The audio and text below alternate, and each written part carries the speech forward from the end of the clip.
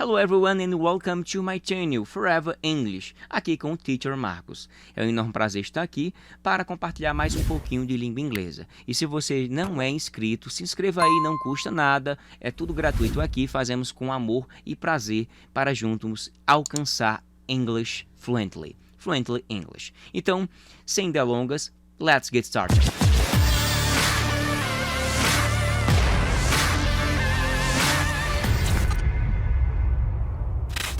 Como eu falei, você está em mãos seguras. Eu sou formado, graduado, pós-graduado em língua inglesa e língua portuguesa. Então pode ficar tranquilo e sossegado, ok?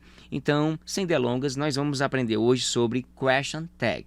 Eu não elaborei um PowerPoint da vida porque senão nós perderíamos essa prática da escrita, certo? Então eu recomendo a você pegar um caderno, um papel aí, uma caneta, um lápis, para juntos, de fato, aprofundarmos no question tag.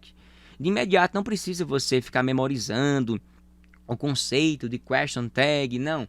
Eu sintetizo assim. Você afirma para negar e você nega para afirmar. Parece confuso, mas você vai entender. Então, vamos lá, pega seu caderninho aí de estudos de língua inglesa. Eu recomendo você fazer isso. Eu irei fazer aqui com o meu iPad, certo? Para facilitar a compreensão de quem está do outro lado. Ok? Eu preferi fazer aqui na prática, né? Teoria e prática junto, para que a gente não venha perder tempo, ok? Então, bora lá. Eu vou pegar aqui uma corzinha azulzinha. Pronto. Eu vou começar, como eu sempre dou aula aos meus alunos. Eu vou começar a explicar os question tags, né? Com verbos. Vou botar maiúsculo aqui, certo? Com verbos de estado. Com verbos de estado, ok? A minha letra não é muito boa aqui, mas eu acho que vai dar para você entender. Os verbos de estado, vou colocar aqui, ó, is, am, are, was, was, e o passado, were. Is, am, are, was, were. O verbo to be, né? No presente e no passado. São só esses aqui. Então, eu vou criar uma frasezinha aqui, certo? Usando com verbos de estado. Lembrando que em língua inglesa, o tag, né? Que nós estamos estudando aqui, a tag, né? Que seria mais ou menos esse negocinho aqui, teoricamente, né? Esse rabinho aqui, ó, da etiqueta, que eu tenho um pavor. Eu sempre digo aos meus alunos. É uma informação, é uma confirmação. Essa confirmação, ela pode ser uma sentença negativa ou uma sentença positiva. Assim, menos, quando for menos, a sentença vai ser mais, certo? Vou botar aqui, vai ser mais. Quando for mais, a sentença tem que ser menos, ou seja, negativa. Menos é negativa, positivo é o mais. E o que significa negativo em língua inglesa? Significa a contração aqui do N, do not, né? O contracted form, a forma contraída é N apóstrofe T, not. Isso significa o not. Pronto. Entendido isso, vamos entender na frase, né? Que é assim, eu vou colocar uma frase aqui, John, vou botar um verbo aqui, vou escolher o passado. Was here. Tradução. João estava aqui. João estava aqui. Em alguns filmes, você vê João passou por aqui. John was here. João estava aqui ou João era aqui. Então, o que é mais correto? Estava, né? Então, João estava aqui. Para dizer a ideia de João passou por aqui. Ok? Essa sentença aqui, eu sempre digo para os meus alunos. Olhe quem é o sujeito. Quem é o sujeito? John. Então, se é John, ele tem um pronome. Ou é he, ou é she, ou it. Pronto. He, she, it. Ele, ela e o neutro, né? It. Eu posso falar it também, mas o som é it. It significa ele, ela, coisas, animais, objetos. Mas ele é neutro, ok? Não é para seres humanos. He, she, it.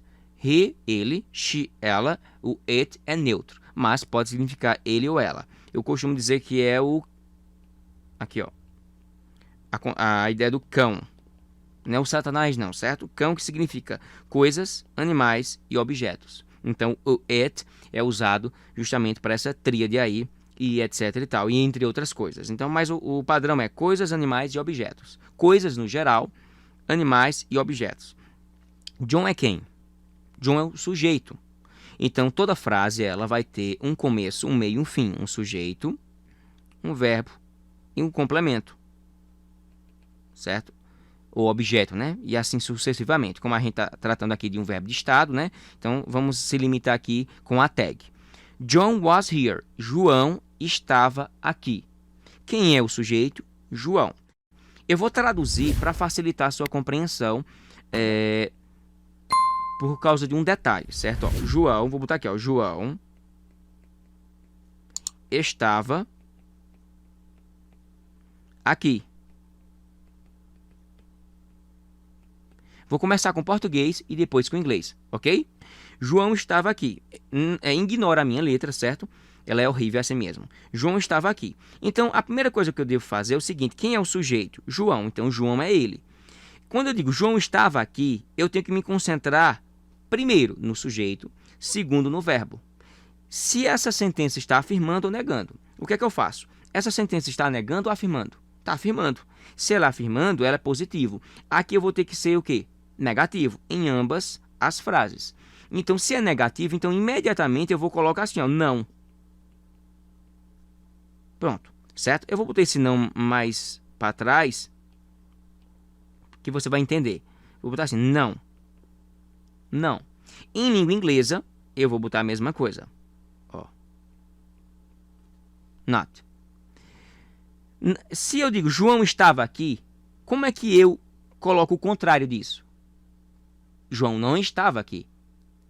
Eu vou eliminar o aqui, esse advérbio de lugar, e vou eliminar o João, que é o sujeito em língua portuguesa. Em língua portuguesa, eu elimino o sujeito, que não é preciso colocar. Então, se eu digo assim, João estava aqui, para eu negar, eu digo o quê? João não estava. Se eu digo João não estava e eu tiro João, ficou o quê?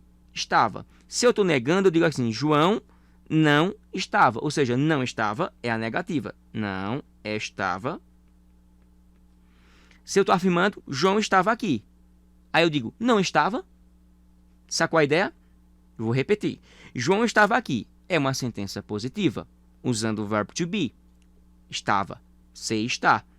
Agora eu vou negar. Não estava. A mesma coisa, o contrário. Se dissesse assim, João não estava aqui. Se é uma sentença negativa, eu tiro o não. Ficou o quê? Estava. É o contrário. Nessa sentença aqui, ela é positiva. Então, João estava aqui. Ela está afirmando. Agora eu vou dizer assim, não estava. Aí a pessoa diz, estava, professor, estava assim. Beleza, então não estava é uma pergunta. Então a sentença inicial ela é positiva, mas para eu afirmar essa sentença positiva, eu necessito do quê? De uma sentença negativa. Eu vou negar o quê? A localidade? Não. O estado. Estava. Compreendeu? Então, a sentença em cima ficou John was here. John estava aqui. Não estava? Então, wasn't he? Se eu estou afirmando aqui, eu vou negar do outro lado. Certo? Então, a mesma coisa seria se eu estivesse negando essa mesma sentença. Olha só. John was... Vou botar um negativo agora. Not. E o resto da frase, here.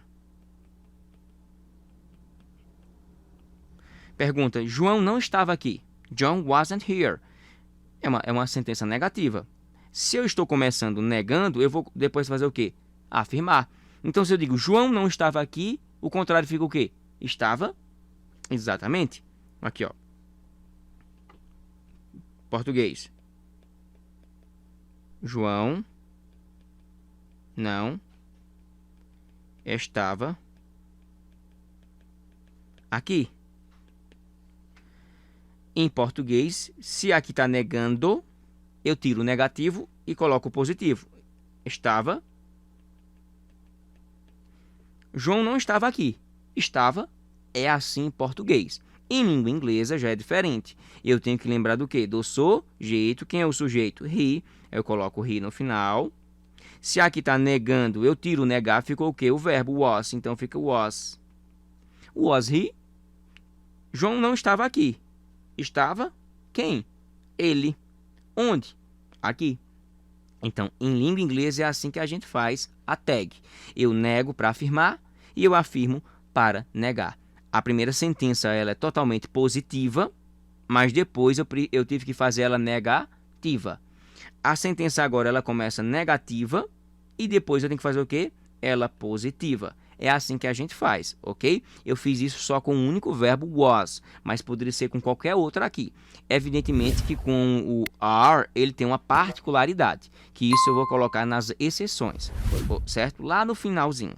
Então agora a gente fez com o verbo de estado, nós iremos fazer com o verbo segundo, com o verbo modal. Com o verbo modal ou verbo modais. Quais são os verbos modais?